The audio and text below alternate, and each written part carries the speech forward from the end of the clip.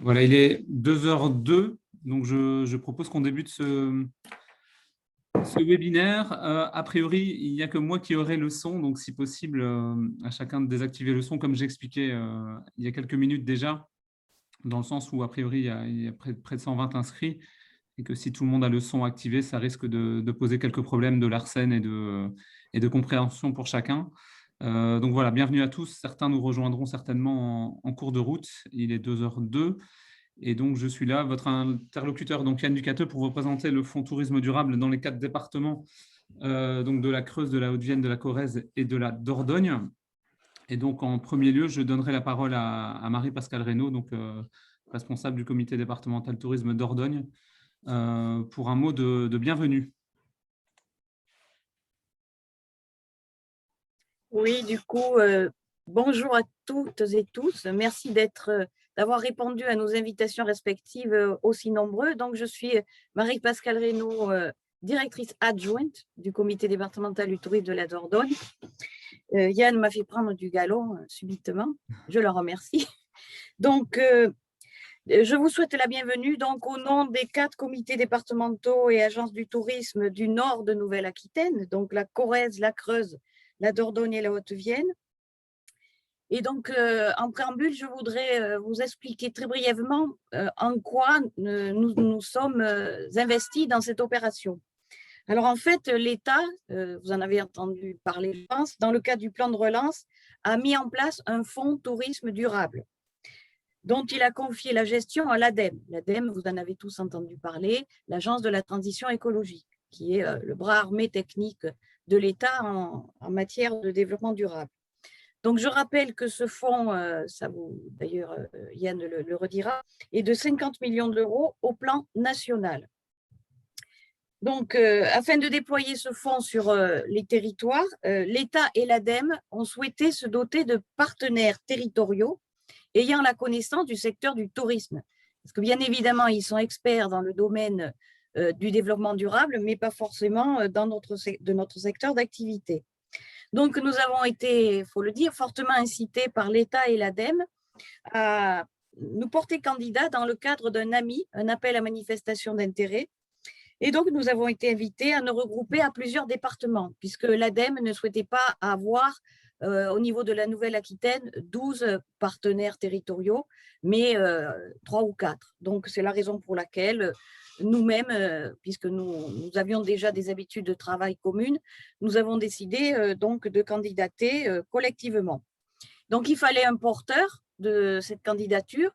Donc, on s'est entendu avec nos collègues et c'est le comité départemental du tourisme de la Dordogne qui a déposé donc ce dossier. Et donc, nous allons être conventionnés par l'ADEME, donc en tant que partenaire territorial, et nous bénéficions pour ce faire d'une aide au fonctionnement qui nous permet notamment de financer un chargé de mission, en l'occurrence Yann, dont vous allez faire la connaissance. Donc, je précise que donc, parallèlement à ces partenaires territoriaux qui ont été reconnus par l'État et l'ADEME, il y a aussi des partenaires de filière, tant au niveau national qu'au niveau régional. Ces partenaires de filière sont des têtes de pont en matière d'hôtellerie de plein air, la Fédération des gîtes ou l'UNAT, par exemple, pour tout ce qui est tourisme social. De toute façon, Yann y reviendra, mais ça a une importance puisque en fonction de votre appartenance à telle ou telle fédération ou syndicat ou réseau, votre interlocuteur ne sera pas forcément Yann, qui lui donc va s'occuper des dossiers hors ces filières, entre ces filières. Donc, du coup, sur le plan pratique, ce que je voudrais signaler aussi, c'est que ce fonds, l'ADEME nous a donné un objectif à l'échelle des 4 territoires, qui est un objectif de 30 dossiers sur un an. Donc, vous comprenez bien que c'est relativement limité et donc il importe de se positionner au plus vite pour, si vous avez des projets qui peuvent s'inscrire dans ce dispositif. Sur le plan pratique, Comme l'a rappelé Yann, je vois qu'on est déjà 75, mais il y a plus de 100 participants. Je vous remercie donc de ne pas interrompre Yann qui va faire sa présentation, mais vous êtes invité évidemment à vous exprimer au travers du module de discussion, donc le chat. Et Yann ou mes collègues des différents CDT pourront y répondre donc en fin de présentation. Mais évidemment, nous resterons tous à votre disposition, aussi bien vos interlocuteurs habituels des comités et agences départementales du tourisme que Yann. Également, une petite précision, à l'issue de ce webinaire, nous avons prévu un petit questionnaire qui justement nous permettra de mieux cerner vos projets et en tenant compte des informations que vous aurez eues aujourd'hui. Et ça nous permettra de vous orienter vers telle ou telle filière ou vers tel ou tel type d'aide, dans la mesure où le fonds tourisme durable ne répondrait pas tout à fait à vos attentes.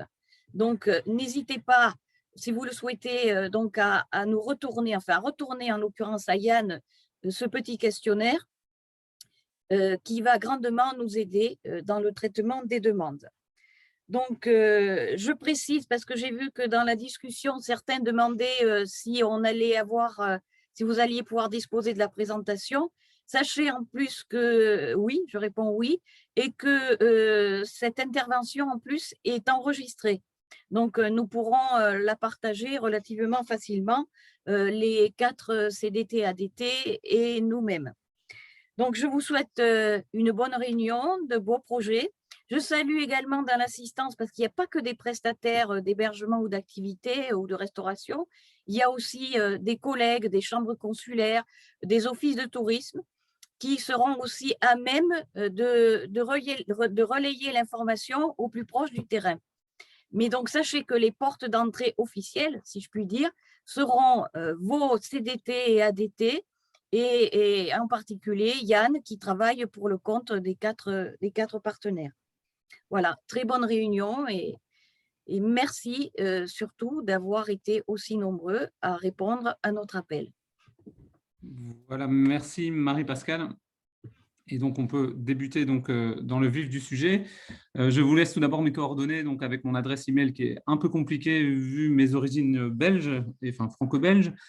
Donc, c'est bien y.duca2t2euw, excusez-moi, .ftd@tourismepérigord.com. Et donc, mon numéro de portable est 06 70 34 88 30. Et donc, je précise déjà que si je ne peux répondre à toutes vos questions, si elles sont nombreuses à la fin du webinaire, n'hésitez pas à m'envoyer un email ou de me téléphoner. Et donc, j'essaierai de répondre à vos questions si je n'ai pas eu le temps de le faire. Donc voilà, on est bien sur les 4 départements, 19, 23, 24, 87. On parle bien du Fonds tourisme durable aujourd'hui. Le Fonds tourisme durable, finalement, ce sont des aides financières de l'État dans le cadre du plan Relance, donc pour un tourisme plus durable. Donc l'idée, c'est que par la force des choses, il y aura un diagnostic in situ. Donc je viendrai, si c'est moi le référent qui m'occupe de votre dossier, eh bien, je viendrai faire un petit diagnostic sur place. L'idée, c'est de mettre en place un plan d'action avec des actions éligibles justement à des subventions de l'État et de l'ADEME en particulier. Donc évidemment, c'est un financement partiel, donc c'est aussi bien pour des investissements que pour des diagnostics ou des études ou des audits. Donc voilà, tout ça est possible. Donc il y a 70 actions répertoriées dans le cadre de la transition écologique du tourisme dans ces 4 départements, mais on est bien à l'échelle nationale parce que l'ADEME est au niveau national, donc cette agence pour l'environnement. Donc là, je vais vous donner quelques détails justement sur ces 70 actions, sur les actions qui ne font pas partie justement de ces 70 actions, parce qu'il y a peut-être eu pas mal d'espoir par rapport au Fonds tourisme durable. Maintenant qu'on sait ce qu'il en est réellement, eh bien, tout n'est pas permis. Et donc, si vous avez des projets qui n'entrent pas dans le Fonds tourisme durable, et en tout cas dans les actions éligibles, les 70, je peux vous renvoyer vers d'autres dispositifs donc régionaux et nationaux pour justement capter des aides, qu'elles soient financières ou de conseil par rapport à vos projets. Donc, on est bien sur ce fonds tourisme durable, sur la restauration, les hébergements touristiques et également un autre projet qui s'appelle Slow Tourisme. Donc, l'idée, c'est à travers le pays, il y a 10 millions qui sont dédiés à 1000 restaurants a priori, hein, donc ce qui ferait 10 000 € d'aide par restaurant. Si on compte de cette façon-là, après, ça pourra se jouer différemment. Il est possible que des restaurants demandent moins et il est possible que d'autres restaurants puissent participer justement à ce fonds et donc on serait à plus de 1000 restaurants. Voilà, ça s'ajustera au niveau statistique au fur et à mesure du projet. Il y a 38 millions d'euros destinés aux hébergements touristiques et 2 millions pour le slow tourisme. Donc tout ça, je vais vous expliquer en détail au fur et à mesure de la présentation. Ne vous inquiétez pas. Donc, les restaurants, quels sont les restaurants éligibles finalement? Donc, on parle bien de code NAF, c'est une des premières portes d'entrée. Donc, l'idée de savoir si vous êtes éligible ou non au fonds tourisme durable, à savoir les activités de restauration, d'hébergement touristique, il y a quelques portes d'entrée. La première est le code NAF, donc le code d'activité économique. Et donc, pour la restauration commerciale traditionnelle, on est bien au NAF 5610.A. Pour les traiteurs ayant une activité événementiel 5621Z. Et on a également toutes les activités de restauration dans le cadre de l'agritourisme. À savoir, on peut avoir pas mal d'activités économiques liées à l'agriculture, mais ayant également une activité de restauration ou d'hébergement dans ce cadre-là. Et il faut que 30% du chiffre d'affaires, il y ait au moins 30% du chiffre d'affaires lié à la restauration ou à l'hébergement pour pouvoir prétendre à l'éligibilité au fonds tourisme durable. Ce qu'il faut bien savoir, c'est que les nouveaux projets sont également acceptés. Donc, c'est intéressant pour les porteurs de projets si vous avez déjà un numéro de SIRET et si vos statuts sont déposés. Donc, il faut quand même déjà être un petit peu plus avancé que d'avoir que l'idée et pas encore déposé justement ses statuts ni son SIRET. Donc, non éligible dans le cadre de l'activité de restauration, c'est la restauration rapide. C'est les débits de boissons, y compris avec petite restauration, les commerçants ayant une petite activité de restauration aussi, les cafétérias et les groupes échelle intégrée de plus de 250 salariés. Donc, ceux-là sont non éligibles. Donc, on parle bien de la restauration traditionnelle, également des services de traiteurs et de l'agritourisme s'il y a une activité de restauration. Donc, on est toujours dans ces portes d'entrée. Pour les hébergements touristiques, quelles sont les activités éligibles? Pareil, on est sur les hôtels et hébergements similaires avec le code NAF approprié, le 5510Z, les campings avec parc pour caravanes ou véhicules de loisirs avec le 5530Z, les hébergements touristiques et autres hébergements de courte durée, le 5520Z, et également d'autres hébergements. Si vous rentrez dans cette case, donc si vous recherchez finalement vos coordonnées d'entreprise avec votre numéro de SIRET et votre code d'activité économique NAF, vous allez vous rendre compte si vous êtes bien dans les clous pour pouvoir prétendre aux aides du fonds tourisme durable. Voilà, pareil que pour la restauration, les nouveaux projets sont acceptés si le numéro de SIRET et les statuts sont déposés. Et il faut bien savoir que pour les hébergements touristiques qui ont une activité de restauration, la structure est éligible aussi bien au volet restauration et au volet hébergement. Car dans le cadre du fonds tourisme durable, on a toute une série d'actions éligibles et 2 séries d'actions très spécifiques, une à la restauration et une à l'hébergement. Si vous faites les deux, vous serez éligible à ces 2 volets d'hébergement touristique et de restauration. Non éligibles, et ça veut peut-être refroidir les ardeurs de quelques-uns parmi nous, c'est les hébergements meublés de tourisme de particuliers ne sont pas éligibles donc au fonds tourisme durable. Donc, on est bien sur une activité commerciale dans le cadre donc de ce fonds et des aides qui y sont accordées. Alors, je vous parlais également du slow tourisme. Je ne vais pas vous en parler beaucoup aujourd'hui dans le sens où moi, je vais plus me spécifier justement sur les activités du fonds tourisme durable à travers la restauration et les hébergements touristiques. Pour le slow tourisme, en fait, vous pouvez y aller seul. C'est-à-dire que si vous avez un projet, vous pouvez l'introduire vous-même sur le site de l'ADEME. Il y aura un avis technique qui sera obligatoirement demandé à un opérateur touristique institutionnel. Donc, ce sera soit l'office de tourisme le plus proche de chez vous, soit le CDT auquel je suis rattaché. Donc, pour le slow tourisme, finalement, ce sont des activités de rupture avec le quotidien, plutôt de lenteur, de tourisme assez lent, sans que ce soit péjoratif, d'expérience, d'authenticité, de respect de l'environnement, avec une approche immersive, donc de rencontre et authentique, de rencontre avec les artisans ou avec ceux qui font le territoire. Donc, cette approche est vraiment immersive et territoriale. Le but, finalement, le fonds est très peu élevé, il n'y a que 2 millions à l'échelle nationale, c'est d'accompagner financièrement 40 à 60 projets de slow tourisme dans les territoires ruraux. Et donc, ça peut être, donc le but, ce soit vraiment des projets de petite taille, assez emblématiques finalement, portés par tout type d'opérateurs. Donc, ça peut être aussi bien, eh bien des hébergements touristiques, mais également des offices de tourisme, des collectivités. Voilà, tout est imaginable pour cela. Et ça peut être la mise en place d'une activité très particulière pour la nuit de la chouette, pardon, pour la découverte du brame du cerf, découvrir le territoire en roulotte. Voilà, c'est quelques exemples que je vous donne, la mise en valeur de patrimoine culturel ou encore de services touristiques innovants. Donc voilà, comme je vous le dis, il faut vraiment qu'il y ait un avis technique d'un institutionnel, donc d'un opérateur touristique. Donc vous pouvez y aller seul, mais à un moment, il y aura cet avis qui bloquera ou en tout cas agréera votre projet, qui donc après sera analysé par l'ADEME et donc pas par l'Office de tourisme ou par le comité départemental tourisme auquel vous êtes relié. Voilà, pour le tourisme, j'en parlerai plus lors de cette présentation, mais vous pouvez revenir vers moi par email ou alors me téléphoner pour si vous avez d'autres questions. Et donc, quand vous aurez la présentation, si vous cliquez sur le slow tourisme qui est surligné en bleu, vous aurez directement accès finalement à la page de l'ADEME qui est dédiée au slow tourisme. Alors, une des autres portes d'entrée, donc je vous ai parlé de la première porte d'entrée, c'est le code d'activité économique, le code NAF. Il y a une autre porte d'entrée, c'est le fait d'être en zone rurale. Donc, à savoir, si vous êtes situé dans une agglomération de type Bergerac, Brive-la-Gaillarde, Limoges, Panazol, Périgueux, Sarlat, eh bien, effectivement, vous n'êtes pas éligible au fonds tourisme durable. Alors, ne soyez pas déçus, il y a la possibilité de participer au fonds tremplin, pour lequel il y a aussi des aides qui sont assez ressemblantes en fait au fonds tourisme durable, mais qui est amputé de sa partie restauration et de sa partie hébergement touristique. Mais cela étant, il y a d'autres actions sur la mobilité, sur la gestion des déchets, sur d'autres thématiques qui entrent en ligne de compte dans vos secteurs d'activité économique, de la restauration et des hébergements touristiques. Donc voilà, si vous n'êtes pas dans un terroir, dans une zone rurale, pardon, eh bien, vous ne pourrez pas bénéficier de ces deux onglets supplémentaires qui sont dédiés à la restauration et aux hébergements touristiques, mais vous pourrez quand même faire partie du fonds tremplin, donc finalement candidater au fonds tremplin.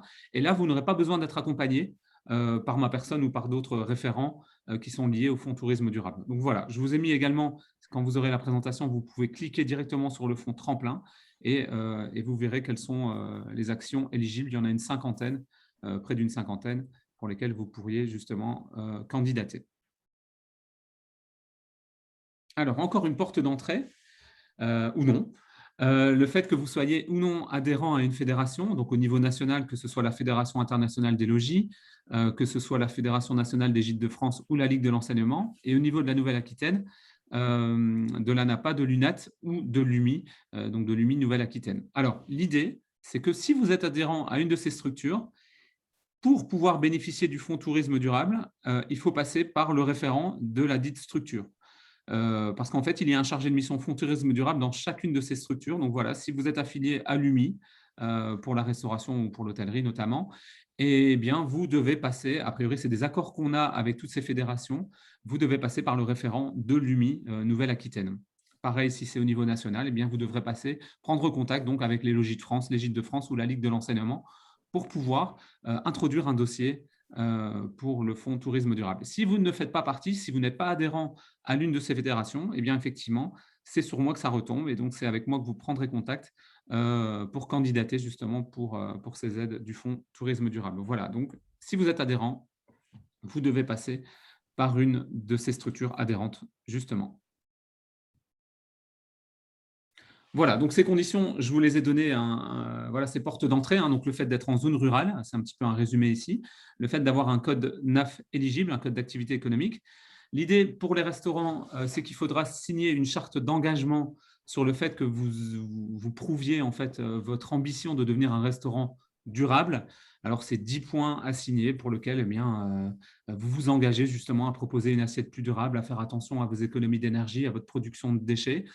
Ce ne sera pas un référentiel pur et dur comme peut l'être l'écolabel ou comme peut l'être voilà, des certifications EcoCert. Là, on est plutôt sur la déclaration d'intention. Il pourrait y avoir un contrôle aléatoire de l'ADEME in fine après vos investissements et de savoir si effectivement vous respectez cette charte 1000 restaurants durables. Donc ça, c'est pour les restaurants. Et également pour les hébergements touristiques, il n'y aura pas de charte à signer, mais on s'inspirera fortement de l'écolabel, donc pour le secteur des hébergements touristiques, sans pour cela, aller jusqu'à la certification Écolabel qui est assez lourde, vous en conviendrez. Donc non, on ne sera pas dans ce type procédurier, on va s'en inspirer tout simplement. Donc l'idée, dans le cadre de cet accompagnement, c'est que, comme je vous l'ai dit au début, il y aura un diagnostic réalisé par mes soins ou par les fédérations si vous êtes affilié aux dites fédérations dont je viens de vous parler. Donc ça, obligatoirement, donc sinon ce sera un facteur bloquant. L'idée, c'est que nous, on a un code convention et que donc pour introduire votre dossier, c'est bien vous, le prestataire, qui allez introduire le dossier, mais avec mon aide. Et l'idée, c'est que si vous n'avez pas le code de convention, si vous n'avez pas notre aide, eh bien, vous ne pourrez pas aller jusqu'au bout de la démarche et profiter du fonds tourisme durable. Donc, obligatoirement, il y a l'accompagnement d'un référent, que ce soit moi au niveau des CDT des 4 départements ou alors de l'une des fédérations dont je vous ai parlé juste avant. Donc, pour pouvoir bénéficier de cela, enfin des aides, eh bien, vous devrez fournir des devis. Donc, je vous donnerai quelques exemples tout à l'heure, mais imaginons que vous voulez investir dans un récupérateur d'eau de pluie. Eh bien, pour pouvoir savoir combien vous allez toucher en termes de financement, eh bien, il va falloir introduire, donc annexer dans le cadre de l'aide, le devis donc du placement d'une citerne d'eau de pluie. Et donc, comme ça, vous saurez quel est le pourcentage, quel est le ratio d'aide pour cette action éligible-là. Donc, l'idée, c'est que vous fournissez les devis, mais à terme, vous aurez donc 18 mois pour, une fois que vous recevrez l'aide, vous aurez 18 mois pour réaliser l'investissement, mais vous ne devrez pas fournir de facture à la fin. Donc ça, c'est assez important à savoir. Vous allez devoir garder vos factures en cas de contrôle aléatoire de l'ADEME. Donc ce ne sera pas moi qui viendrai contrôler, mais plutôt l'ADEME au niveau national. Ce sera aléatoire, donc il n'est absolument pas sûr que vous soyez contrôlé. Voilà, ce sera, comme son nom l'indique, aléatoire. Et donc à ce moment-là, si vous avez ce contrôle-là, vous devrez fournir les preuves des investissements que vous avez réalisés. Et donc là, ce sera des preuves sur facture. Mais en tout cas, à tout le moins, vous ne devrez pas fournir ces factures à l'ADEME dans un premier temps. Et donc, c'est s'engager à réaliser le plan d'action dont je vais vous parler. Donc, l'idée, c'est qu'à la suite du diagnostic que je réalise chez vous, eh bien, on va mettre en place un plan d'action. Vous allez répondre à travers ce diagnostic à plusieurs questions et on verra sur quelles actions vous souhaitez investir de l'argent et être aidé financièrement par le fonds tourisme durable. Et dans ce cadre-là, vous vous engagez, avec signature à la pluie, vous vous engagez justement à réaliser ces investissements ou ces diagnostics et autres audits. Beaucoup de blabla pour l'instant, je vous donnerai justement les 70 actions éligibles très prochainement à la suite. Alors, en termes d'aide, voilà, c'est ce que vous voulez savoir à mon avis très spécifiquement, eh bien, on peut aller jusqu'à 80% du coût de l'investissement ou du diagnostic ou de l'audit, avec souvent un plafond maximum, mais c'est quand même intéressant de pouvoir recevoir 80% du coût total. Donc, ça veut dire que ce sera à vous de verser seulement 20% de l'investissement ou de l'étude ou du diagnostic par rapport à une action éligible. Dans le cadre des restaurateurs, eh bien, obligatoirement, il faudra faire au minimum 5 000 € d'investissement, en tout cas d'aide. Donc, ça veut dire que si on est à 80%, eh bien, ce sera plus de 6 000 € d'investissement au minimum et au maximum 10 000 € d'aide donc, pour les restaurants. Donc, si finalement, votre projet d'investissement est trop petit, si vous êtes en dessous de ces 5 000 €, eh bien, vous ne serez pas éligible au fonds tourisme durable. Et par contre, s'il est trop grand, vous serez limité à 10 000 €. Ça, on parle bien des restaurants. Par contre, pour les hébergements touristiques, eh bien, l'aide pourra bien monter jusqu'à 200 000 €. On ne parlera jamais d'investissement total, comme je vous l'ai dit dans la ligne du dessus. On parlera de 80% maximum avec des plafonds maximum.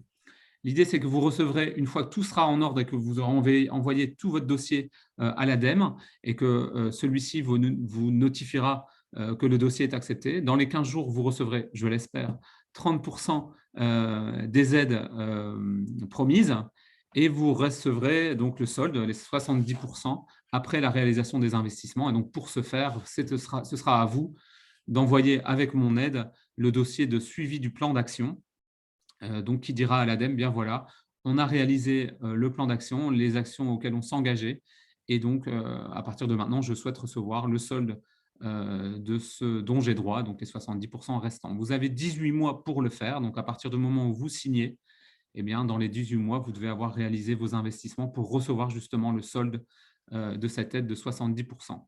Donc, comme je vous le disais, les devis sont à fournir, donc à travers ces 70 actions éligibles. Pas pour toutes les actions, il y a des actions où vous n'avez pas de devis à fournir, on vous fera confiance, et par contre pour d'autres, il y aura des devis à fournir, mais en tout cas, quand on remplit le dossier, on voit directement, il y a une petite croix à côté de l'action dévolue et vous saurez justement si vous devez fournir un devis ou non. Conservez les factures en cas de contrôle, comme je vous le disais, contrôle aléatoire, donc on ne sait pas finalement qui va être contrôlé, mais ne pas les envoyer à l'ADEME, ne pas fournir la preuve à l'ADEME de manière directe. Ce sera plutôt en cas de contrôle, pour être bien clair. Alors, voilà qui va peut-être fâcher et peut-être qui a apporté certains espoirs depuis quelques mois. Le fonds tourisme durable, eh bien, ce n'est pas des aides financières pour la rénovation générale, pour l'isolation des bâtiments, pour le remplacement d'une chaudière ou pour la production de chaleur. Malheureusement, je sais que j'ai déjà eu pas mal de demandes dans ce cadre-là. On est vraiment sur les 70 actions éligibles dont je vais vous parler vraiment à la suite.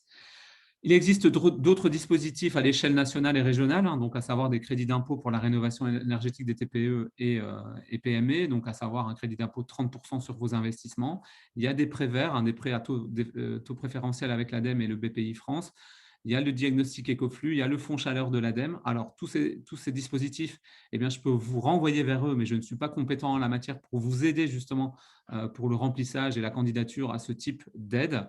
Cela étant, il existe des référents au niveau de l'ADEME et c'est souvent à vous de remplir ce dossier-là, mais vous pouvez faire appel à l'ADEME justement pour avoir plus d'informations. À nouveau, si vous cliquez sur ces différents dispositifs qui sont en bleu, vous tomberez directement sur ces dispositifs et vous verrez de quoi il s'agit. Alors, il existe encore d'autres dispositifs à l'échelle nationale, mais également à l'échelle régionale et même sous-régionale. Hein. Des fois, en fait, les parcs naturels, certaines Comcom, eh bien, fournissent des aides à l'investissement supplémentaires ou différentes ou selon les territoires.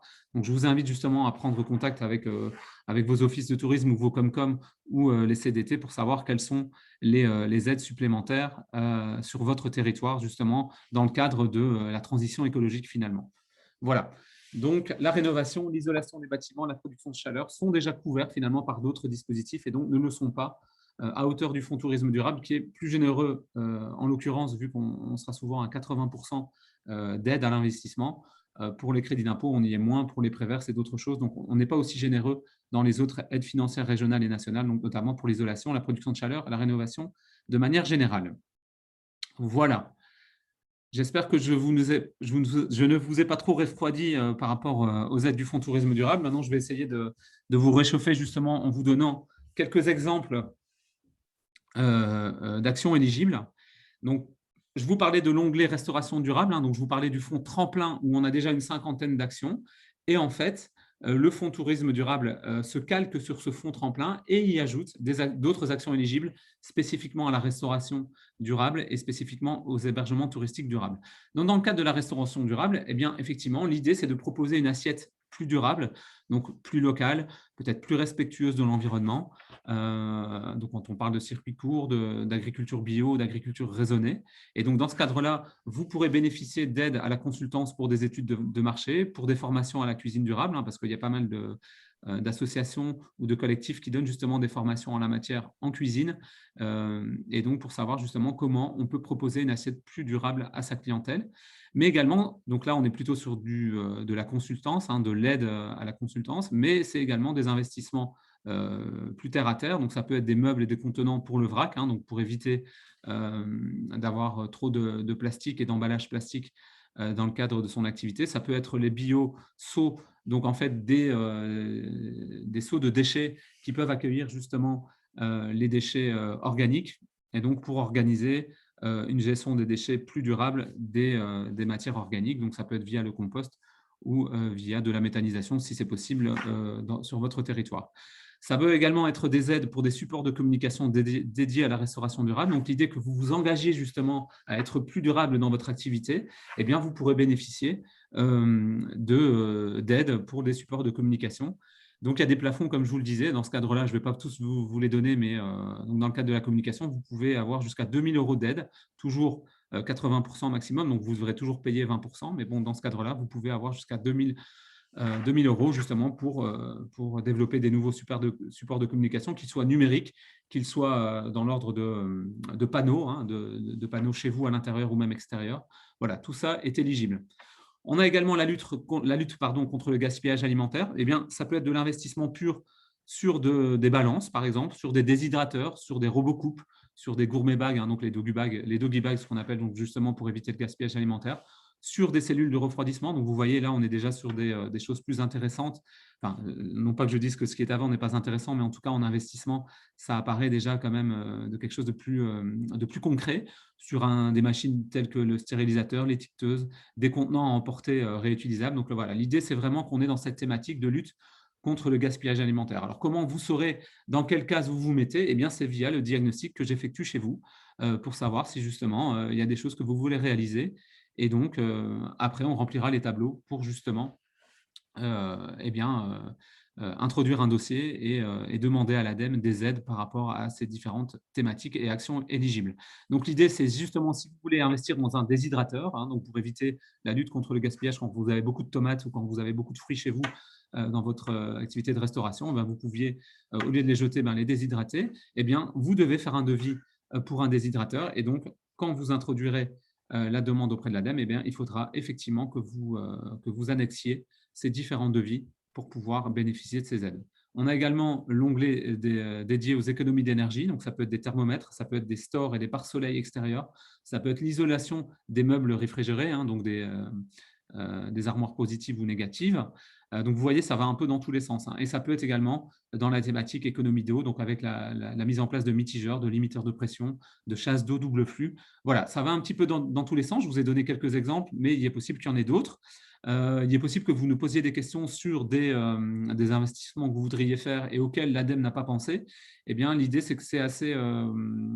on peut vraiment poser des questions à nos référents nationaux au niveau de l'ADEME et de pouvoir leur dire, voilà, j'ai une idée d'un restaurateur qui, lui, souhaite investir dans le cadre de la lutte contre le gaspillage alimentaire dans tel investissement. Est-ce que vous estimez que c'est éligible? Et donc, dans ce cadre-là, on a déjà vu des accords de l'ADEME par rapport à des choses qui n'étaient pas encore finalement écrites sur le marbre, donc des actions éligibles de l'ADEME. Donc voilà, c'est encore un programme qui est en progression, qui a été lancé un petit peu rapidement, en tout cas par l'ADEME.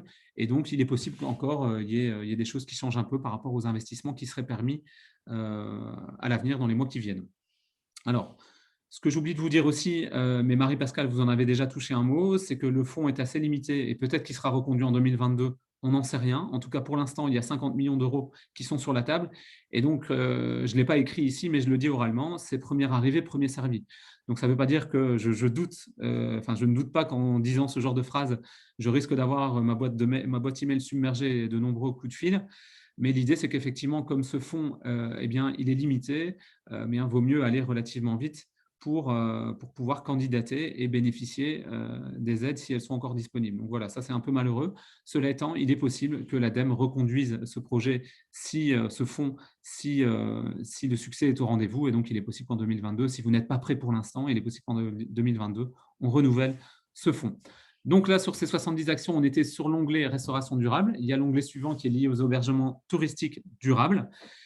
Donc pareil, on est des fois sur l'investissement, des fois sur de l'aide à la consultance. Et donc voilà, pour l'hébergement durable, on pourrait bénéficier de formations via une association, un collectif ou une entreprise, de la formation aux éco-gestes, d'un diagnostic lié à un business plan plus durable de votre activité économique dans le cadre de l'hébergement touristique. Et voilà, vous pourrez bénéficier d'une subvention jusqu'à 80% de cette aide à la consultance. Pareil pour la communication durable, donc ce sont les supports de communication dont je vous ai parlé dans le cadre de la restauration durable. C'est la même chose. Alors cela étant, l'ADEME nous l'a bien dit, ne profitez pas de cette aide-là pour refaire tous vos supports de communication, vos cartes, etc. Il faut vraiment que vous soyez engagé dans cette vision de la transition écologique de votre activité, évidemment. Donc là, il y aura un contrôle, si vous avez un contrôle aléatoire, mais même moi, je regarderai effectivement si ce n'est pas simplement pour changer vos cartes ou vos panneaux. Il faut vraiment que vous fassiez un effort dans le cadre de cette transition écologique. Également des économies d'énergie, mais ça va un petit peu dans tous les sens. Donc, par rapport au fait que je vous ai dit tout à l'heure que vous n'aviez pas d'aide pour la rénovation en tant que telle, pour l'isolation de vos bâtiments ou encore pour la production de chauffage ou de remplacement de vos moyens de chauffage, vous avez quand même une aide, mais là, elle est plus finalement intellectuelle, c'est une aide à l'audit de rénovation énergétique. Donc, dans le but de diminuer vos consommations énergétiques de 50%, eh bien, vous pouvez bénéficier de subventions pour réaliser cet audit général de rénovation énergétique. Donc, c'est vrai que quand vous avez un projet de rénovation globale ou d'isolation de votre bâtiment, il est souvent très pertinent de commencer par un audit pour savoir dans quelle direction vous allez vous diriger justement pour réduire vos consommations énergétiques. Eh bien, l'audit est donc éligible aux aides du Fonds tourisme durable. Après, ça va, comme je vous le disais, un peu dans tous les sens. Ça peut être un sèche-linge professionnel, mais là, on est vraiment sur des sèche-linges effectivement A+++, avec un minimum de 9 kg de linge à sécher. Donc, on est sur des machines spécifiques. On est sur des bâches de nuit pour les piscines, pour éviter que l'eau se refroidisse durant la nuit. Et donc là, par exemple, eh bien, on a une aide jusqu'à 5 000 €. Donc, c'est assez important. On peut être également sur des murs végétaux. Donc, je vous parlais tout à l'heure je vous parlais du fait que la rénovation ou l'isolation des bâtiments n'était pas éligible, mais bon, on peut imaginer rénover votre façade par le biais de la végétalisation. Et bien dans ce cadre-là, vous seriez éligible. Évidemment, je vous l'accorde, c'est très spécifique, mais vous pourriez y ajouter des volets et des pare-soleils extérieurs, et donc ça participe justement à la rénovation d'une façade notamment. Et donc, ce sont des éléments plus spécifiques qu'une rénovation globale, mais vous seriez éligible. Ça peut être la détection également d'ouverture de fenêtres, le programmateur horaire, voilà, toutes ces choses-là qui permettent d'économiser sur vos consommations énergétiques. Sur la thématique eau, ben pareil que pour la restauration avec des mitigeurs, l'installation de limiteurs de pression, de chasse d'eau double flux, mais également pour un récupérateur d'eau de pluie, notamment pour arroser eh bien, vos jardins. Et donc voilà, ce récupérateur de minimum 10 mètres cubes est éligible, et également pour la mise en place de toilettes sèches dans le cadre de vos hébergements. Vous pouvez également bénéficier d'un abri vélo avec production photovoltaïque. Donc, le but, ce n'est pas d'être éligible pour des vélos à assistance électrique ou même des vélos. Je parle bien de l'abri. Et donc, ce serait un abri pour maximum 10 vélos sur lequel vous pourriez avoir une production photovoltaïque pour recharger justement les vélos à assistance électrique. Donc, c'est assez intéressant. Donc, à nouveau, avec un plafond, mais avec la possibilité d'avoir jusqu'à 80% d'aide sur ce type d'investissement. Donc, à nouveau, comme je vous le disais, on est sur de l'investissement pur, mais on est également sur des aides au diagnostic, à l'audit et à la consultance. Alors, encore une nouvelle thématique, c'est la lutte contre le changement climatique.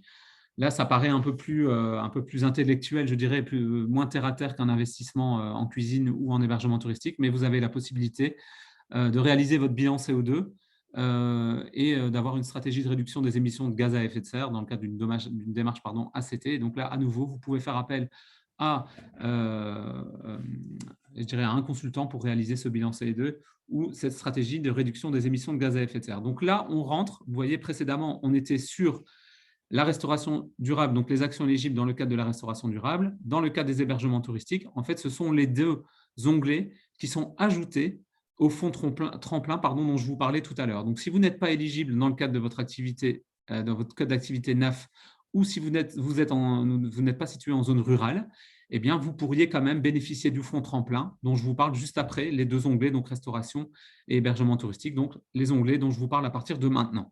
Donc, à savoir la lutte contre le changement climatique, également tout ce qui est actions éligibles liées à la labellisation et l'éco-conception. Donc, vous pourriez également bénéficier d'aide à la consultance dans le cadre de la certification ISO 14001-2015 dans le cadre de l'éco-conception, dans tout ce qui est démarche d'affichage environnemental, mise en œuvre de l'écolabel et du label numérique responsable. Et bien donc là, vous avez des aides à nouveau de 80% pour pouvoir bénéficier, jusqu'à 80%, pour pouvoir bénéficier de l'aide d'un bureau de consultance pour ces actions d'éco-conception et de labellisation. Pareil pour la certification écolabel européen, là plutôt de produits ou de services, vous avez également le droit de bénéficier à ces aides-là. Donc, toujours dans le cadre du fonds tremplin, également des actions éligibles qui sont liées à l'éclairage. Donc, le fait de mettre des modules LED qui sont effectivement de grande qualité. Donc, ce n'est a priori pas les modules LED qu'on achète dans le premier magasin de grande distribution. Ce sont plutôt des modules vraiment très peu énergivores, hein. Bon, là, je peux vous donner plus d'informations quand je serai en diagnostic, mais je vous donne déjà les références CEE. Pareil pour des puits d'éclairage naturel, hein, donc qui sont finalement aussi disponibles dans le cadre de rénovation de bâtiments, hein. Ce sont vraiment des puits de lumière que vous pouvez installer dans une rénovation. Des éclairages extérieurs LED, donc on peut être aussi bien sur l'intérieur que sur l'extérieur, et également des études de dimensionnement éclairage. Donc l'idée que vous passiez vraiment par un cabinet ou par une entreprise de consultance ou de maîtrise d'ouvrage, justement, quant à l'éclairage, à la refonte totale de votre éclairage. Et là, on peut avoir une aide vraiment très, très conséquente pour des investissements qui dépassent 25 000 euros. Donc, vous voyez, on est sur un module LED qui va peut-être être une aide de simplement 50 euros par module LED, qui paraît quand même une somme assez faible par rapport aux 25 000 euros qui pourraient être débloqués dans le cadre d'une étude de dimensionnement.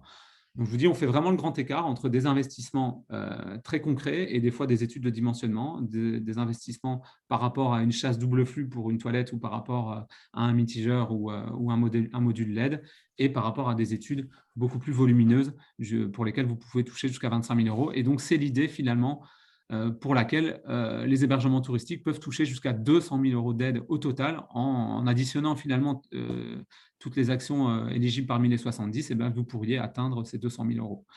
Voilà, il faut déjà avoir de grands projets, je vous l'accorde.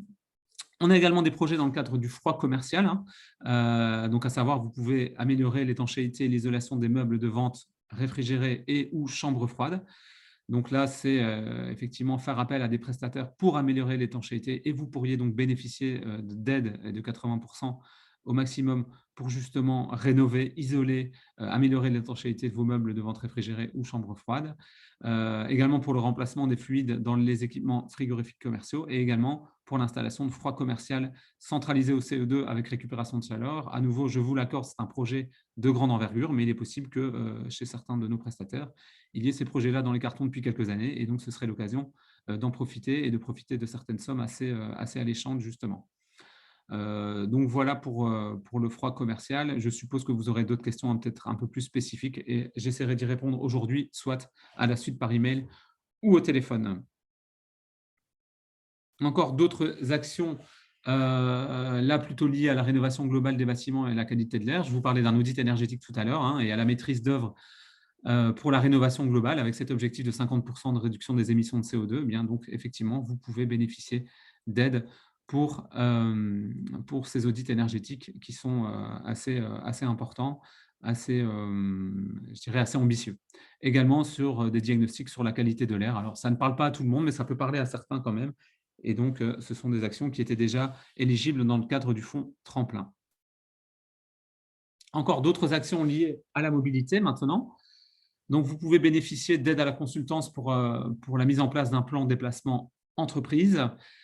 Également, ce qui peut être vraiment intéressant, le remplacement d'un véhicule thermique par un véhicule électrique. Donc voilà, vous pouvez avoir des aides qui se chiffrent à plusieurs milliers d'euros. Donc justement, on parle de véhicules légers, de fourgons et de fourgonnettes. Également pour la transformation, ce qu'on appelle généralement le rétrofit, donc la transformation de véhicules thermiques en véhicules électriques, aussi bien pour les fourgons, pour les fourgonnettes et pour les poids lourds. Donc là, il y a des aides vraiment intéressantes, non négligeables, donc justement pour profiter de ces dispositifs-là. Également pour l'achat de véhicules utilitaires légers, frigorifiques, électriques neufs. Donc voilà, vous pouvez bénéficier de subventions. Également pour l'amélioration d'un système frigorifique existant sur un véhicule neuf, mais également sur un véhicule existant. Vous pouvez bénéficier également d'aide pour l'achat d'un vélo cargo. Donc, vous voyez, ce sont ces vélos à assistance électrique avec un cargo donc, dans lequel vous pourriez mettre un frigo ou dans lequel vous pourriez transporter des marchandises si vous voulez faire de la livraison ou si, à l'inverse, vous voulez aller chez vos fournisseurs pour disposer de votre marchandise, eh bien, vous pourriez justement bénéficier d'aide pour l'achat de vélos cargo. Et au niveau marketing, ça peut être intéressant aussi de faire la promotion justement de votre établissement sur ce vélo cargo. Les abris vélos, je vous en parlais également, donc on est bien dans cette thématique mobilité. Et également une étude de dimensionnement par rapport au transport durable. Eh bien là, évidemment, ce sont des études de dimensionnement assez costaudes et qui peuvent dépasser, qui sont au minimum de 25 000 euros. Eh bien, vous pouvez bénéficier de l'aide à la consultance pour cette étude de dimensionnement. Donc, vous voyez, par rapport à toutes les actions que je vous donne, ça va un petit peu dans tous les sens sur les thématiques de la mobilité, sur la thématique de l'éclairage, de la restauration, des hébergements, également de l'économie circulaire et de la gestion des déchets. Donc, voilà encore une thématique importante.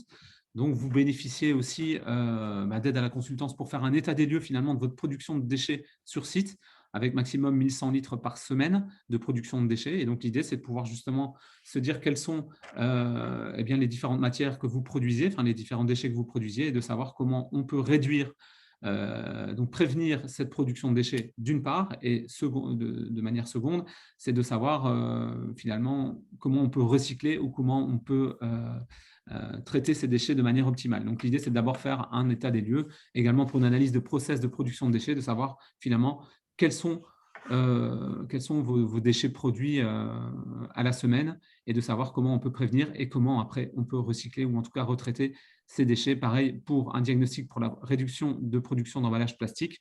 Effectivement, c'est à nouveau être accompagné par un bureau d'études pour réaliser ces diagnostics et cet état des lieux. Pareil pour le bilan matière première.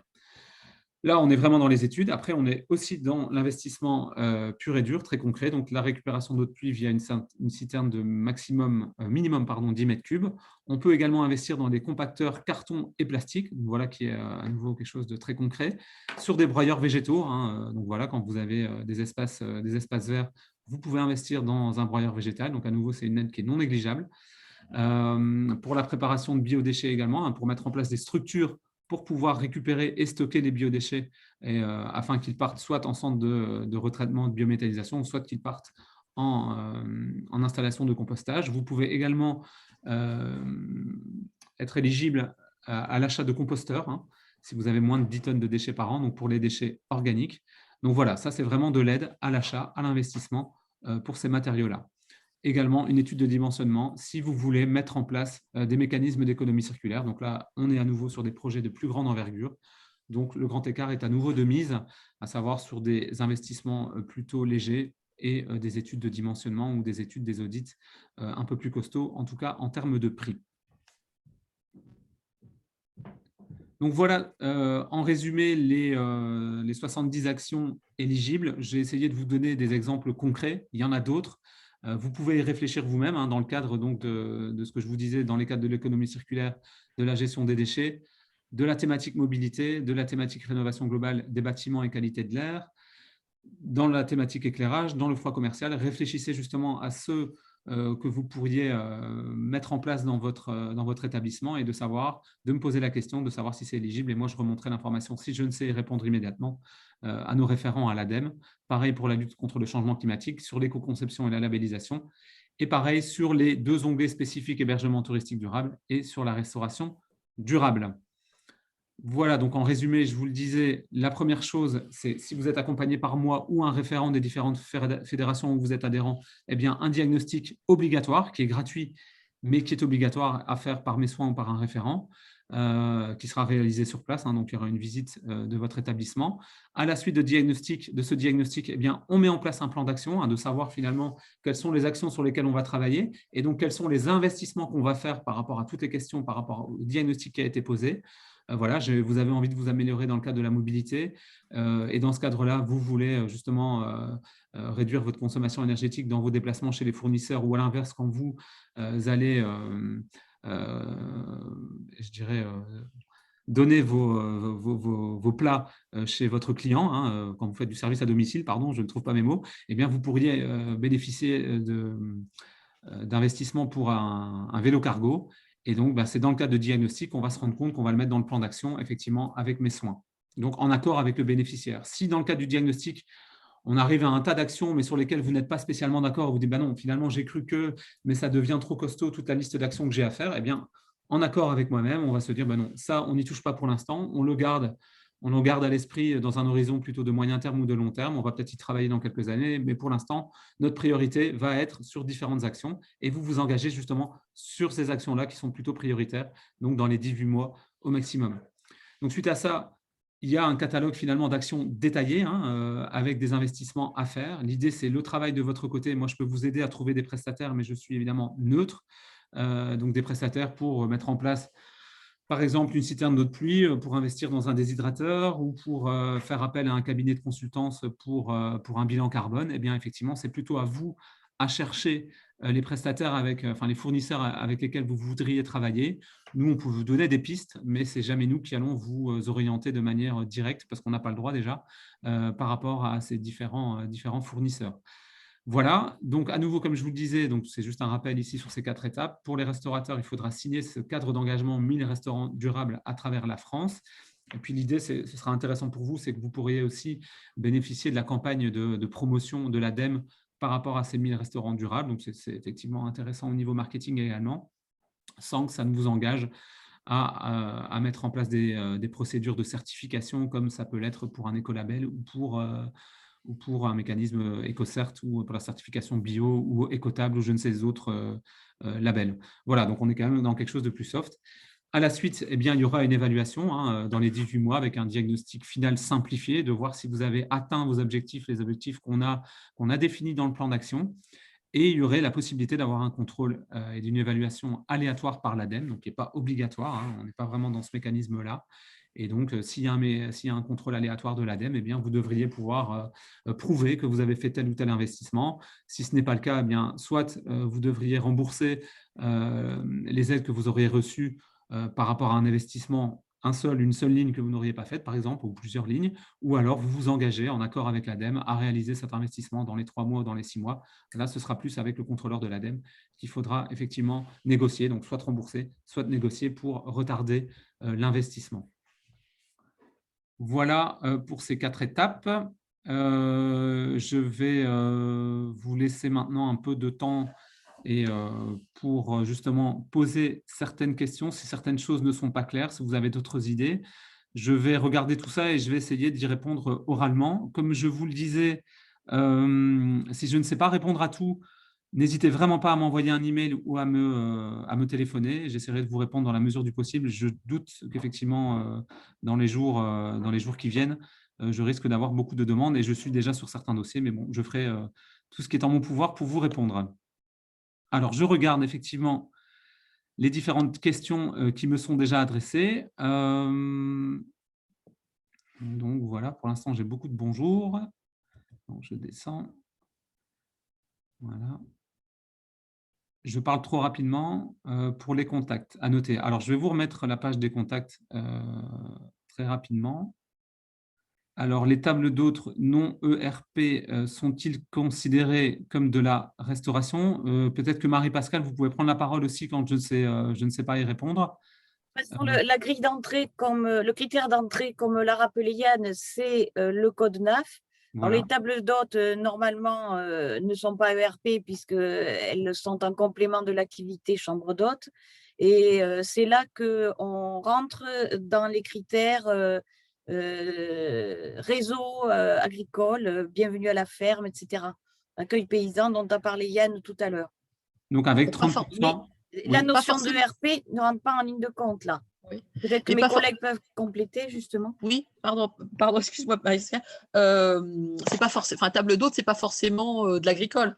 C'est pas forcément lié à l'activité agricole. Après, ça va dépendre, je pense, de comment est inscrit la chambre d'hôte, si elle est inscrite au registre du commerce et des sociétés. Enfin, si elle fait table d'hôte, elle est obligatoirement inscrite à la chambre de commerce. Et ça va dépendre de son code NAF. Encore une fois, comme l'a dit Yann, ça va être le code NAF qui va être le code d'entrée pour savoir si c'est éligible ou pas. Voilà, donc on est vraiment dans les portes d'entrée zone rurale, code NAF, et après, si vous êtes adhérent ou non aux différentes fédérations. Alors, si vous êtes adhérent à une fédération, je vous invite, parce que c'est une des autres questions, je vous invite à prendre contact avec votre référent, qui ne sera peut-être pas le référent Fonds Tourisme Durable, mais qui pourra vous renvoyer vers le référent Tourisme Durable de la fédération en question. Donc là, moi, je ne peux pas vous aider, j'ai les contacts, mais essayez de prendre directement contact avec eux, ce sera plus simple. Donc, si vous n'êtes pas adhérent à l'un de ces réseaux, n'oubliez pas, c'est vers moi que vous pouvez vous diriger, et donc c'est moi qui vous aiderai. Alors, support comme création de site internet éligible, oui. Donc, dans le numérique, c'est possible donc, de savoir si on peut réactualiser ou créer un site internet dans le cadre justement de la restauration durable ou de l'hébergement touristique durable. Donc, l'idée, c'est vraiment de mettre en avant le fait que vous vous engagez dans la transition écologique. Par ailleurs, si vous n'êtes pas au courant, il y a également une aide de 500 € pour l'instant numérique dans le cadre des aides Covid. Donc, vous pouvez également bénéficier de cette aide de 500 €. Alors, il n'y a pas de cumul des aides. Donc, si vous demandez cette aide de 500 €, a priori, il n'y a pas de cumul avec une aide qui est plus liée justement à la transition écologique dans le cadre du Fonds Tourisme Durable. On ne pourra normalement pas cumuler les aides, a priori. Cela étant, si vous avez déjà un site internet existant, on pourrait l'améliorer. Mais ce site internet, en fait, devrait répondre à la démarche numérique responsable. C'est un peu ça l'idée. L'idée, ce n'est pas de créer un site internet qui ne soit pas numériquement responsable. Donc, il y a effectivement certaines conditions pour pouvoir bénéficier de ces actions éligibles dans le cadre du numérique responsable. Je continue. Alors, investissement dans un parc de VTT à assistance électrique, bien non, j'avais déjà répondu dans le cadre de ma présentation. On est vraiment sur les abris, donc avec production photovoltaïque, donc d'électricité par le biais de photovoltaïque, mais pas pour des VTT. Yann, pour compléter, peut-être que là, par contre, sur l'appel à projet slow tourisme, par exemple, peut-être là. Oui, alors, vous pourriez effectivement essayer de rentrer par la petite porte du slow tourisme. J'avoue que c'est assez compliqué. C'est assez compliqué quand même. Il n'y a pas beaucoup de fonds. Il faut vraiment se dépêcher. Et je ne suis pas sûr que dans le cadre du slow tourisme, on va accorder des subventions pour l'investissement dans un parc de vélos à assistance électrique. J'ai plutôt envie de refroidir s'il y a des ardeurs à ce niveau-là. Je ne crois pas que ce sera éligible a priori. Tout à l'heure, d'ailleurs, je reviens sur une question un peu plus haut, les musées locaux historiques, etc. Je verrai plus cela justement dans la case slow tourisme. Parce que là, ce dont parle Yann et ce qu'il va traiter, c'est hébergement et restauration. Donc, pour les activités de loisirs ou visites de sites, on serait plutôt dans le volet slow tourisme, sous réserve évidemment. Ce que je vous conseille, c'est d'aller sur le lien que Yann vous donne. Et là, vous en saurez plus sur votre éligibilité à ce programme. Voilà, donc je poursuis. Je redonnerai, comme je vous le disais, mes coordonnées assez rapidement. Alors, serait-il possible de nous communiquer la grille des plafonds de subvention par action? Alors, si vous allez sur le site Fonds Tourisme Durable, vous aurez donc accès à ces 70 actions éligibles avec les différents plafonds. Cela étant, si vous êtes intéressé, vous pouvez remplir le document qui vous sera envoyé à la suite, donc pour savoir si vous êtes encore intéressé par le Fonds Tourisme Durable après ce que je vous en ai dit. Et dans ce cadre-là, vous pouvez me préciser que vous souhaitez, si vous n'avez pas trouvé, recevoir la liste des 70 actions éligibles avec les plafonds. Donc là, n'hésitez pas. Je peux vous les fournir ou alors vous m'envoyez un petit email et je vous les fournirai à ce moment-là. Mais c'est relativement aisé de trouver cela sur Internet. Je vois aussi véhicules 9 places. Bien non, on est bien dans le remplacement de véhicules thermiques par des véhicules légers.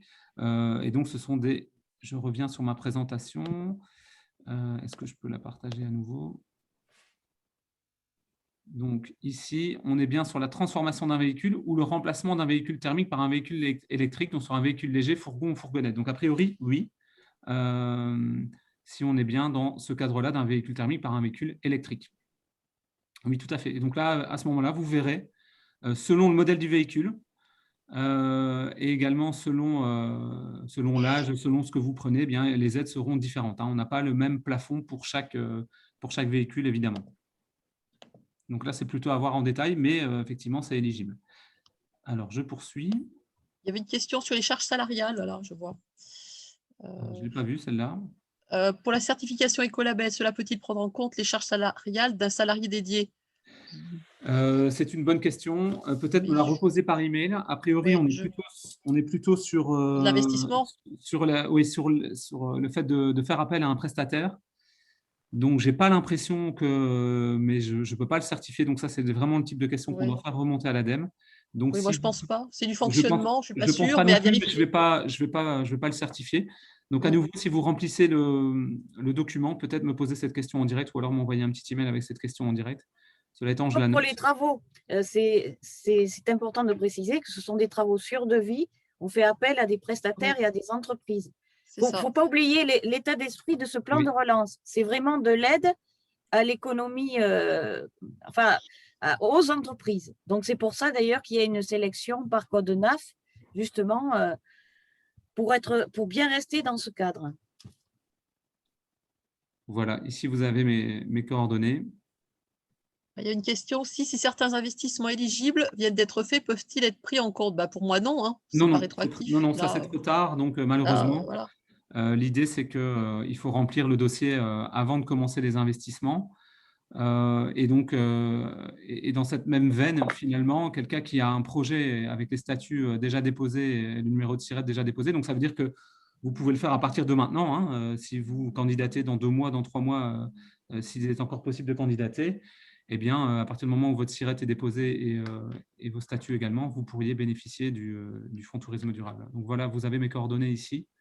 mon numéro de téléphone et mon adresse mail. Désolé pour la difficulté de mon adresse mail, mais on ne choisit pas sa Il y a famille. encore quelques questions, Oui, je moi, vois. j'ai une question. C'est Aline, en Creuse. Oui. Juste savoir, en fait, si les entreprises doivent être obligatoirement RGE, les gens qui viendraient faire des travaux. Alors, On en n'est pas termes de obligé de faire- travaux, il n'y en aura pas beaucoup a priori, hein. Comme je le disais, on n'est pas sur la rénovation et l'isolation. Donc, a priori, la Non, question ne mais se pose pas euh, spécifiquement. plutôt pour du matériel, par exemple. Est-ce que vous avez une personne qui s'interrogeait sur, par exemple, pour du matériel pour stocker l'eau, est-ce qu'on est obligé de faire appel à un artisan ou une société qui serait agréée RGE? En tout Il y cas, a pour pas de- l'instant, ce n'est pas précisé. Pour l'instant, ça n'est pas précisé. Après, c'est une question que je peux poser aussi.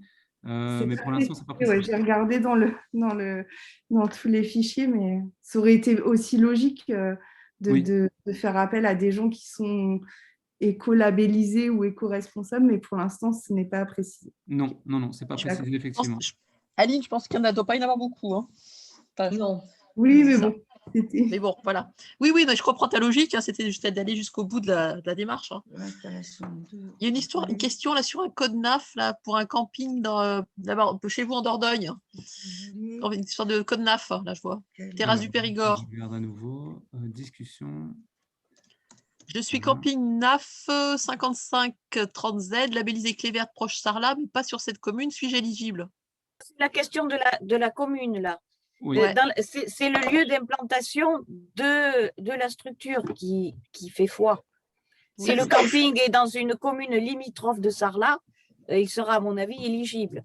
Voilà, donc en fait, on a toute une liste on a la liste de toutes les communes éligibles. Donc à ce moment-là, c'est pour ça que dans le prochain document qu'on va vous envoyer, il faut préciser votre commune. Et donc, on saura effectivement si vous êtes éligible ou pas. Je ne connais pas cette liste par cœur, malheureusement. L'idée, c'est qu'on soit vraiment en zone rurale. Et donc, c'est à ce moment-là qu'on le verra. Donc, s'il vient d'être fait, vous aurez le lien de présentation du PowerPoint. Oui, je vous le mettrai. On le mettra, comme l'a suggéré d'ailleurs ma collègue de Creuse, on le mettra sur l'espace pro du site web du CDT pour ce qui est de la Dordogne. Je suppose que mes collègues vont faire de même. Oui, on le mettra peut-être à la fois, parce que le webinaire est enregistré, le lien vers le webinaire, et puis l'enregistrement du webinaire, et puis le PowerPoint. Oui. Voilà. Alors, quel est le délai pour répondre? Pareil pour la ODIM, hein, vous inquiétez pas. On mettra aussi sur l'espace pro, hein, c'est Stéphane de l'ADC ODIM. On diffusera l'information au relais pour Yann. Voilà. Donc, quel est le délai pour répondre à cet ami? C'est comme je vous le disais, donc ce fonds tourisme durable, au plus vite, au mieux. Donc, on nous l'a dit clairement, première arrivée, premier servi. Ce n'est pas spécialement génial, mais puisque ça risque de s'embouteiller un peu. Mais bon, voilà, c'est quand même l'idée, tout en espérant que l'année prochaine, il y ait à nouveau des fonds. Voilà, donc ça, cette question-là, camping, voilà. Les golfettes électriques. Donc, a priori, on est bien dans le remplacement de véhicules. Et je sais que c'est une question qui a déjà été posée. Il faudrait que je retrouve. Attendez, je vais revoir ici sur ma présentation pour les golfettes électriques.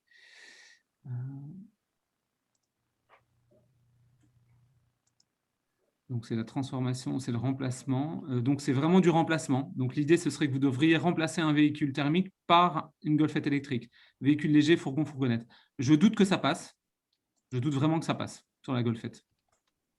Malheureusement. Il y a une question aussi, je vois. Sous quelle réserve pouvez-vous réaliser un diagnostic pour estimer notre éligibilité plan d'action? Je ne comprends pas trop la question, là. Sous quelle réserve? Je ne sais pas trop ce que ça veut dire.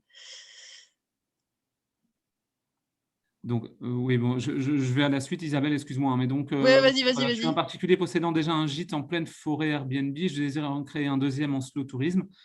Comment faire pour obtenir un code NAF? Bien là, c'est effectivement au registre de commerce que vous devez vous inscrire pour votre activité. Sous quelle réserve pouvez-vous réaliser un diagnostic pour estimer notre éligibilité et plan d'action? Sous quelle réserve? C'est-à-dire que moi, je suis finalement la trame de l'ADEME. Donc, on a vraiment tout un canevas de questions qui sont les mêmes pour tous les prestataires à travers la France. Donc, on répond à ces questions. Selon que vous répondiez oui, non, vous donniez certaines preuves. Enfin, voilà. On va en déduire un plan d'action. En fait, c'est un fichier Excel qui est assez automatisé Et donc, nous, on n'a pas vraiment de prise sur ce fichier-là. Suite à ce plan d'action, on voit ensemble quelles sont les actions qui sont subventionnées ou non. Et à ce moment-là, on signe le plan d'action ensemble, on signe la fiche de synthèse. Et voilà. Donc, moi, je n'ai pas de réserve particulière. C'est vraiment un canevas national. En fait, ce qui se passe, c'est qu'on va définir, notamment à l'aide du questionnaire que vous allez recevoir, Oui. si vous êtes éligible au diagnostic, donc éligible donc aux aides. Et après, donc effectivement, Yann interviendra. Il a bien précisé, l'intervention de Yann est gratuite, Oui. contrairement à celle des audits qui peuvent être financés par ailleurs, des audits lourds. Et du coup, à la suite de son intervention, on saura si vraiment au final, votre projet peut bénéficier de ces aides ou pas, ou d'autres aides éventuelles. Alors, dans quel délai pensez-vous nous envoyer le fameux questionnaire? Ce sera au plus tard demain matin. Au plus tard, donc peut-être déjà ce soir, mais au plus tard demain matin. Comment ça se passe quand l'adresse est située à Bergerac, mais qu'on est en zone rurale? C'est vraiment la commune d'implantation qui compte.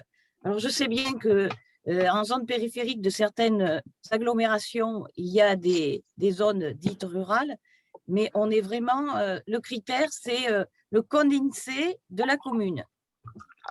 Et on a une liste très précise pour toute la France dans ce domaine. Mais alors après, c'est là qu'il faut voir si vous ne pourriez pas éventuellement bénéficier de tremplins ou d'autres aides. Donc, on est bien sur les codes NAF. Il y a beaucoup de questions par rapport à ça. Donc, n'oubliez pas, c'est vraiment les portes d'entrée code NAF, zone rurale ou non, et le fait d'être adhérent ou non à une fédération, et donc de passer par la fédération le cas échéant. Donc, ce sont vraiment les portes d'entrée. Hein. Donc, voilà, avoir une activité commerciale, avoir un numéro de SIRET, avoir le code NAF adéquat, et également ensuite être situé en zone rurale. Je vois quelqu'un qui a comme une main levée là, tout à fait en haut, là, dans les… Claude Bost, je vois une main qui s'affiche. Alors, je ne sais pas s'il y avait une question. Moi, je ne vois pas ça. J'ai eu la réponse, merci. Ah, d'accord, voilà, parfait. C'est à propos des codes NAF, c'est bon. D'accord. Voilà, donc à nouveau, vous avez mes coordonnées ici si vous avez d'autres questions, parce que ici, je crois qu'on n'en a plus. J'ai répondu, il me semble, on a répondu à toutes les questions qui étaient ici. On vous mettra aussi le lien de l'espace pro pour ce qui nous concerne, et les collègues de toute façon vont diffuser aussi, donc chacun, ça sera relativement aisé de récupérer les documents. Donc voilà, pour ceux qui étaient déçus finalement que les actions d'isolation, de rénovation de bâtiments n'entrent pas en ligne de compte dans le cadre du Fonds Tourisme Durable, même bien souvent, j'en ai déjà eu effectivement des déçus dans ce cadre-là, mais souvent quand ils voient les 70 actions qui sont éligibles, ça peut quand même vous intéresser. Et après, il faut peut-être se tourner vers d'autres dispositifs d'aide existants déjà pour pouvoir bénéficier justement de ces aides à la rénovation et à l'isolation.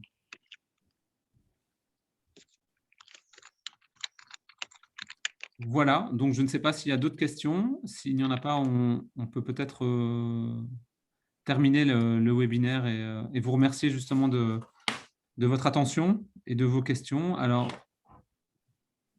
donc ici, oui, non, voilà, je n'ai pas d'autres questions supplémentaires. Non, je crois que c'est bon. Il n'y a pas Voilà. de questions. On vous remercie tous. Alors, je vois Cindy Feignon d'un office de tourisme qui demande si tous ceux qui ont des codes NAF éligibles ont été invités. En fait, chaque CDT a fait passer l'information via les newsletters pro. Donc, il se peut qu'il y ait certains prestataires qui n'aient pas eu l'information. Et c'est là, justement, que l'on compte sur nos relais, que sont en particulier les offices de tourisme, les chambres consulaires, les parcs naturels régionaux, qui peuvent faire remonter des candidatures. Sachant que, bien entendu, la porte reste ouverte et d'autres prestataires que ceux qui étaient avec nous aujourd'hui peuvent très bien se manifester dans les jours à venir. Donc, pas de souci pour que le programme soit élargi. Oui, pour compléter, pour la Creuse, on a envoyé à tout le fichier restaurant, tout le fichier hébergement, sans tri de code NAF, parce que ce n'est pas des données que nous, on a forcément dans les systèmes d'information touristique. Donc après, c'est aux prestataires de voir s'ils se sentent concernés ou pas, quoi. Voilà. Sachant que par ailleurs, les filières UMI, UNAT, hôtellerie de plein air régionale, etc., communiquent également vis-à-vis de leurs adhérents. Donc, certains d'entre vous qui ont suivi le webinaire d'aujourd'hui ont pu avoir aussi l'information par d'autres canaux. Et donc, l'idée dans ce cas-là, que ce soit pour les offices de tourisme ou d'autres relais, si le prestataire, vous savez qu'il est adhérent à une fédération, eh bien, envoyez-le directement vers la fédération en question. Ça nous évitera des pertes de temps parce que si vous l'envoyez vers moi et que moi-même, je dois le renvoyer vers la fédération, si vous savez déjà qu'il est adhérent, autant le faire tout de suite. J'ai une autre question à savoir s'il faut fournir d'autres documents tel le CABIS, etc. Eh bien non, pour une fois, ça fait plaisir, c'est moins procédurier. Donc l'idée, ce sera procédurier parce qu'il faudra fournir beaucoup de devis, mais ça, c'est logique par rapport à vos investissements. Mais sinon, il faudra renseigner votre numéro de SIRET et votre code NAF, et ce sera suffisant. Alors à nouveau, pour que ce soit bien clair, pour les hébergements touristiques qui ont également une activité de restauration, vous pouvez bénéficier aussi bien de l'onglet restauration que de l'onglet hébergement touristique du Fonds Tourisme Durable, ce qui est quand même assez intéressant. Et à l'inverse, un restaurant qui a une activité principale de restauration, mais également des chambres d'hôtes, eh bien, pourra bénéficier des aides pour les hébergements touristiques.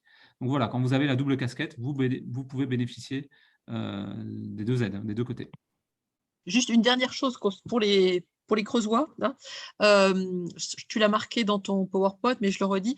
Pour ce qui est du réseau Gîtes de France, donc la Creuse, à l'inverse des autres départements, le relais Gîtes de France Creuse n'est pas relais pour le Fonds Tourisme Durable. Donc là, s'il y a des adhérents Gîtes de France intéressés, ça sera Yann qui s'en chargera, qui se chargera de diagnostic et de l'accompagnement. Ça ne sera pas le relais des gîtes. Voilà.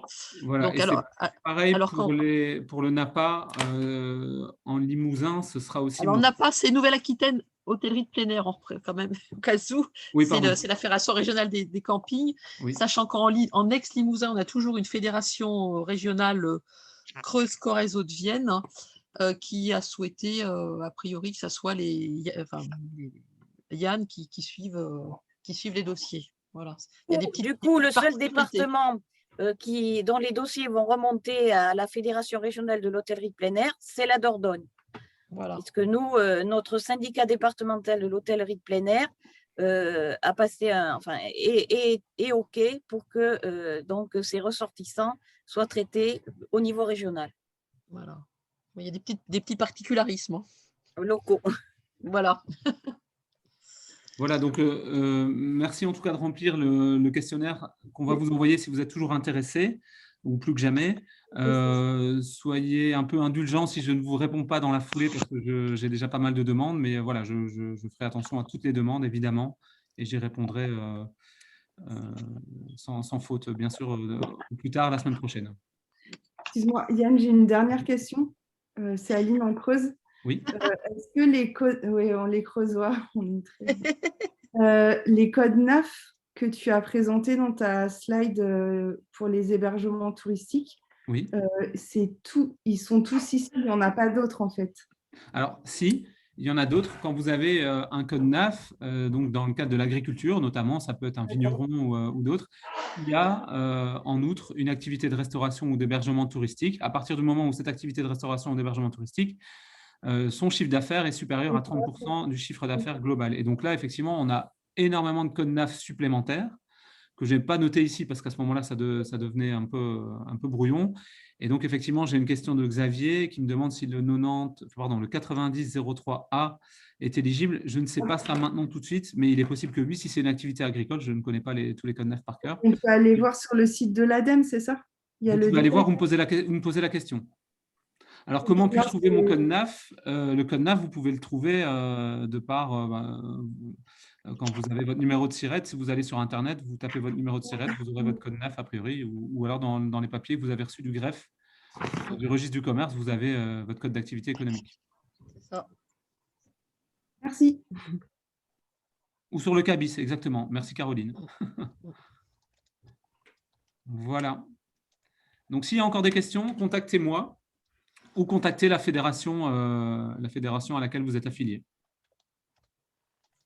Voilà, donc je propose qu'on stoppe. Alors, voilà, le webinaire aura été enregistré, donc si vous voulez le revoir, n'hésitez pas. Et donc, on vous enverra la présentation également. Et donc, je suis disponible. Je vous remercie et bon après-midi à tous. Bon après-midi. Merci à Merci. tous. Midi. À Merci. bientôt. Merci. Au revoir. Merci, au revoir. Au revoir. Merci. Merci, au revoir.